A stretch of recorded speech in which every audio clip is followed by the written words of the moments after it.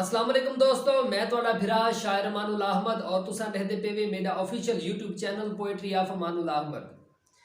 मैं हुणे हुणे एक मुसद्दस लिखी है ते मैं सोचे कि दोस्तों के नाल भी शेयर कर देवां। तवज्जो दे नाल समात फरमेसो। लोग अनादि भा अंदर सजना दे साक भुलाई वेंदिन।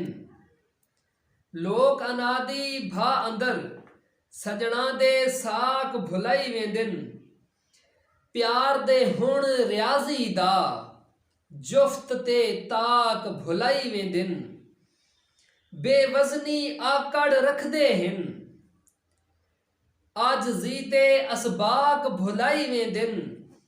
अंग्रेजी मिजाज दे शौक अंदर इस्लामी इखलाक भुलाई वेंदिन।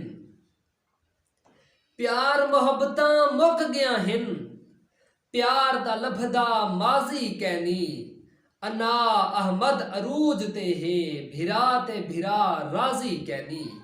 अना अहमद अरूज ते है भिरा ते भिरा राजी कैनी।